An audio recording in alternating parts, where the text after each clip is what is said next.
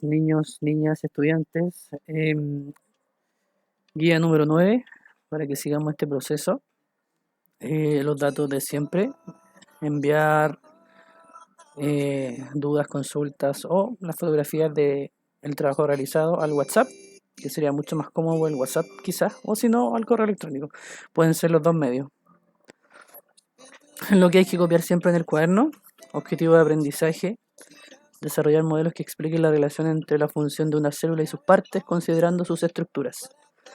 Núcleo, citoplasma, membrana celular, pared celular, vacuolas, mitocondria, cloroplastos, entre otras.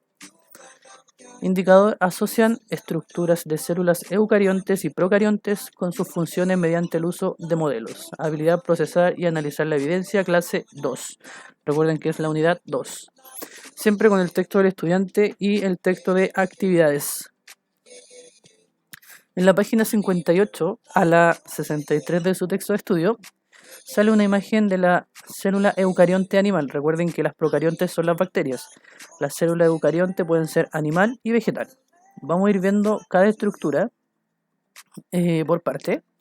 Por ejemplo, la primera sería el núcleo, que en la clase anterior, los que tuvieron la posibilidad de presenciar la clase por MED, se recordarán que explicamos que en el centro de la célula, en el núcleo, está el ADN, que es la hebra que contiene la información genética y las características de cada persona. También tenemos el citoesqueleto, que es esto, que le da la forma a la célula, que esta forma como media ovalada. Es como la misma función que cumple el esqueleto en nuestro cuerpo, dar la forma y dar sostén a nuestro cuerpo. Recuerden que el ADN regula todas las funciones dentro de la célula. El citoesqueleto mantiene la estructura de la célula, la forma. Se ve que sale en esa parte del citoesqueleto, pero en realidad está en todas las partes de la célula. La membrana plasmática, que es lo que rodea la célula, si yo imagino un huevo, probablemente el cascarón sería la membrana plasmática, que delimita lo interno con lo externo.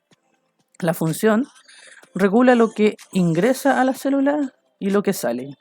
O sea, es como si yo lo imaginara en mi casa, sería la puerta de mi casa, yo decido quién entra y quién no entra, o quién entra y quién sale. Tenemos el aparato de Golgi, que empaqueta las sustancias y las distribuye por toda la célula. Los lisosomas, que son estos que están acá, estos chiquititos, transforman materiales en compuestos más sencillos, que quiere decir que sintetizan ciertas sustancias o ciertos materiales para que la célula pueda utilizarlo, lo hacen más chiquitito. Los peroxisomas descomponen las sustancias tóxicas, que quiere decir lo que le hace mal a la célula lo van haciendo más chiquitito para que no cause daño en los procesos vitales o de funcionamiento dentro de la célula. Luego está la mitocondria, que es eso, que es la que produce la energía en la célula, que se define como ATP. ATP significa adenosin trifosfato. Lo que a nosotros nos interesa saber es que la mitocondria produce la energía. Cuando yo les decía, por ejemplo, en clase que ustedes se comieran un chocolate antes de una prueba, es para que en las células de su cerebro la mitocondria obtuviera energía para realizar todas las funciones. Luego tenemos el retículo endoplasmático liso, que es ese que está acá, que la función es sintetizar lípidos. Lípidos, recuerden que eran las grasas. Sintetizar los lípidos y las sustancias tóxicas. O sea, ayuda a los peroxisomas a limpiar de cierta forma la célula. Luego está el retículo endoplasmático rugoso, que es ese que está ahí, el cual almacena y sintetiza proteínas. Recuerden que las proteínas nos ayudaban al crecimiento y a reparar tejidos. Y por último tenemos los centriolos, que son estos que están acá. Está el alcance, que dice participan en la división celular. ¿Por qué hablamos de la división celular? Porque recuerden que de una célula se forman dos, de 2, 4, de 4, 8 y así sucesivamente en múltiplos. Pero para que se divida la célula ocurre un proceso que se llama mitosis. Si me fijo acá en esta imagen, acá está el núcleo, porque están los cromosomas, que es lo que hablamos en la clase anterior, y ahí se está dividiendo. Dice duplicación del DNA. DNA es lo mismo que ADN, solo que está en inglés. Entonces se van separando hasta formar dos células y así sucesivamente. Se forman dos, después de estas dos, 4, después 8 y así generalmente va el proceso. Esta es la célula eucarionte animal. Esta es la célula eucarionte vegetal, o sea, de las plantas. Tenemos básicamente las mismas partes, citoesqueleto, que le da la forma, el núcleo que contiene el ADN, pero tenemos ciertas partes nuevas que son los cloroplastos. Todas estas partes se llaman organelos en todas las células, se llaman organelos. Como órganos en nuestro cuerpo, en las células se llaman organelos. Los cloroplastos son los que contienen la clorofila, ese pigmento verde. Cuando uno se hace, por ejemplo, un tecito de hierbas con hojitas naturales o con hojas naturales de algo y le echa agua caliente, se va a percatar que el agua está verde. Ese verde se lo da la clorofila, que está en los cloroplastos, que es una parte que tiene la célula eucarionte vegetal.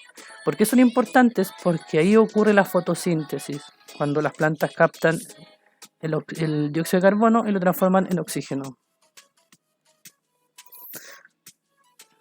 También tenemos otra parte que es distinta a la célula eucarionte animal, que es la vacuola, que es esto grande, que está ahí.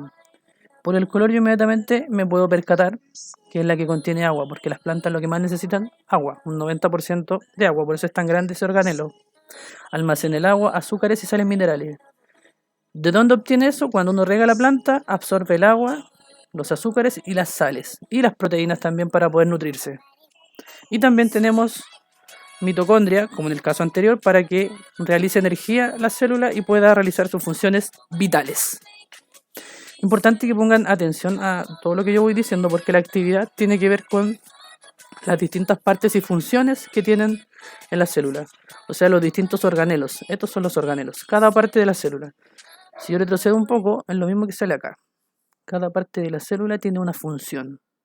Faltan algunas partes acá. Yo estoy tratando de hacerlo lo más resumido y comprensible para ustedes. Entonces, la actividad en la página 44 del texto del estudiante dice usar un modelo de la célula eucarionte. Acuérdense, célula eucarionte, animal y vegetal, lo que acabamos de ver. Para estudiar el funcionamiento de una célula podemos utilizar diferentes modelos y analogías. Un modelo o una analogía es compararla con otra cosa, a eso se refiere con una analogía. Se trata de representaciones que facilitan la comprensión de un fenómeno u objeto de estudio, pero son provisorias, o sea, son en el momento. En tanto están sujetas a revisión y cambios a partir de las nuevas evidencias disponibles. Entonces acá dice, observa el siguiente modelo que representa una analogía, o sea, una comparación, entre el funcionamiento de una célula y de una fábrica. Si yo me fijo detalladamente, podría ver que acá está entrando como un camioncito. Y acá está saliendo un camioncito. En la descripción dice que la 1, al igual que en una fábrica, las células poseen una estructura que controla el ingreso y salida de materiales. Si yo lo relacionara esto con las células, ¿cuál sería esa estructura que está alrededor que controla lo que entra y sale? Después dice la 2, que es esa que está ahí. Miren, está en el centro. ¿Qué estaba en el centro de la célula?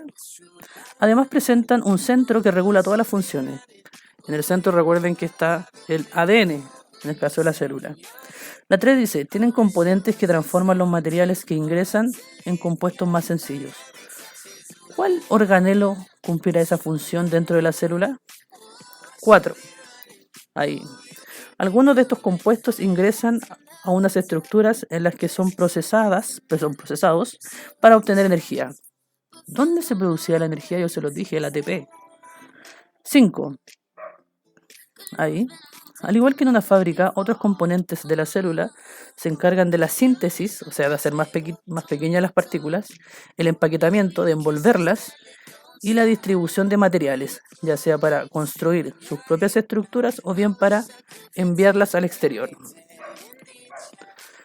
La 2 dice, relaciona el modelo con el objeto de estudio. Para ello señala el nombre de la o las estructuras celulares representadas en los componentes numerados. Por ejemplo, el número 1, que estaba acá. ¿Qué sería? Que está alrededor, fíjense. El 2, ¿cuál sería? El 2 el que está al centro, el que regula todas las funciones, el que contenía el ADN. ¿Qué organelo sería? Después la 3. ¿Cuál sería el 3? el que está acá. Por lo tanto, tienen que leer su libro o tienen que escuchar el video varias veces o retroceder la parte que yo estaba explicando cuáles son las funciones de los organelos. Después dice, propon otra analogía sobre el funcionamiento de la célula. Explica tu respuesta.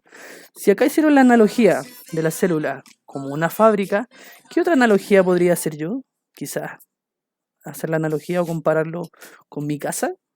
Si yo comparo, por ejemplo, quizás mi habitación, quizás la puerta sería la membrana plasmática, quizás mi cama sería el núcleo, quizás mi almohada sería la mitocondria. ¿Y por qué? O quizás compararlo, no sé, con un celular. En un celular, ¿cuál sería el núcleo? Quizás el procesador, quizás la memoria, etc. Después dice la 4, responde las siguientes preguntas.